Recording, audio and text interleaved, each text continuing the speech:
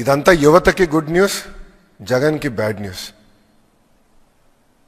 ఈరోజు కూడా మీరు చూస్తే చంద్రబాబు నాయుడు గారు పదే పదే చెప్తున్నారు, జగన్ అనే వ్యక్తి క్రిమినలైజేషన్ ఆఫ్ పాలిటిక్స్ చేస్తున్నాడు.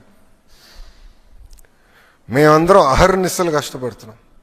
గౌరవ ముఖ్యమంత్రి గారు అయితే సింగపూర్లో 8 ఆయన మీటింగ్లు మొదలు పెడితే రాత్రి 11:30 వరకు మీటింగ్లు నిర్వహిస్తున్నారు. అంటే ఆంధ్ర రాష్ట్రానికి పెట్టుబడులు తీసుకురావాలి, యువతకి ఉద్యోగాలు ఉపాధి తీసుకురావాలని ఆయన అహర్నిశలు కష్టపడుతున్నారు. ఆయన అంత కష్టపడుతుంటే మేము కనీసం ఇంకో గంట ఎక్కువ కష్టపడాలని మేమందరం పరిగెడుతున్నాం. గౌరవ ముఖ్యమంత్రి గారితో పోటీ పడాలని ప్రతి మంత్రి మేము పరిగెత్తాం. ఇదంతా జరుగుతున్న సమయంలో ఒక వ్యక్తి, మురళీకృష్ణ అని ఒక వ్యక్తి సింగపూర్ ప్రభుత్వానికి ఈమెయిల్ పంపించాడు. అక్కడున్న మంత్రులందరికీ, అధికారులందరికీ, సింగపూర్ హై కమిషనర్తో సహా ఆ వ్యక్తి ఈమెయిల్ పంపించాడు.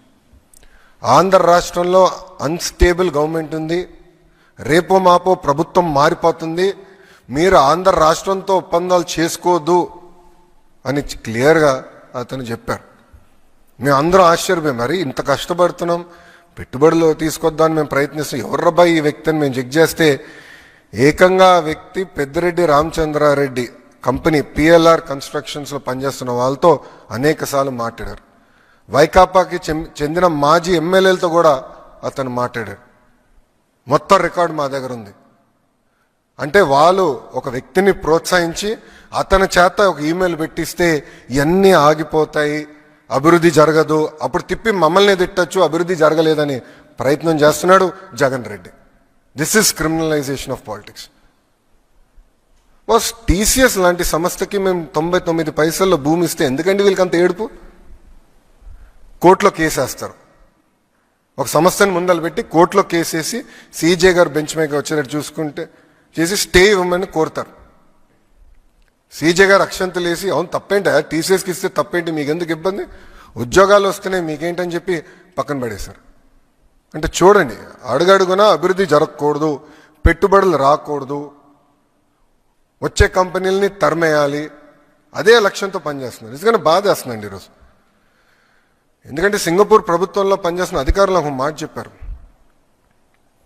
చెన్నైలో ఒక కంపెనీ, సింగపూర్ కంపెనీకి ఏదో ఇబ్బంది వస్తే డిఎంకే, ఏఐడిఎంకే ఎంపీలు అందరూ కలిసికట్టుగా వెళ్ళి సింగపూర్ హై కమిషనర్ గారిని కలిశారు. సింగపూర్ అంటే భారతదేశంలో సింగపూర్ అధికారులను కలిసి ఇది ఉంది, ఈ సమస్య ఉందని చెప్పారంట.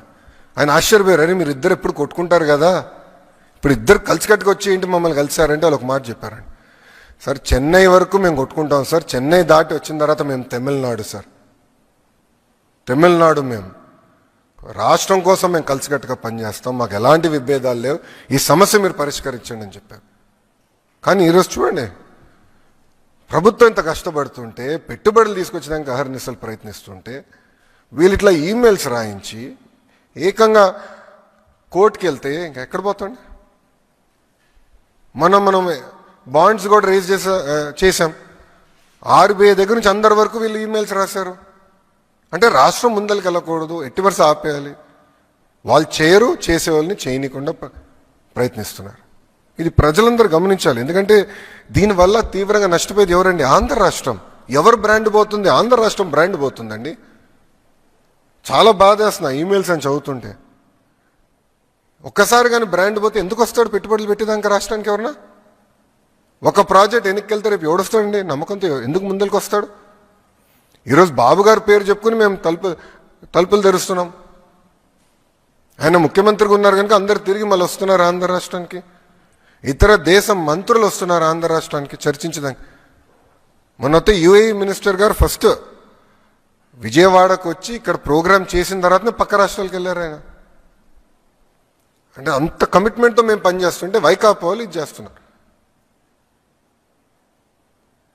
దీనివల్ల ఒక ఆంధ్ర రాష్ట్రం నష్టపోతుంది, ఆ దేశంలో ఉంటున్న తెలుగు వాళ్ళు కూడా నష్టపోతున్నారు. ఎందుకంటే వాళ్ళ రెప్యుటేషన్ కూడా పోతుంది. ఏంటిది, ఏ రాష్ట్రంలో లేదు, ఏంటిది, ఎందుకు ఇట్లా జరుగుతుందని వాళ్ళు తిప్పి మమ్మల్ని ప్రశ్నిస్తున్నారు.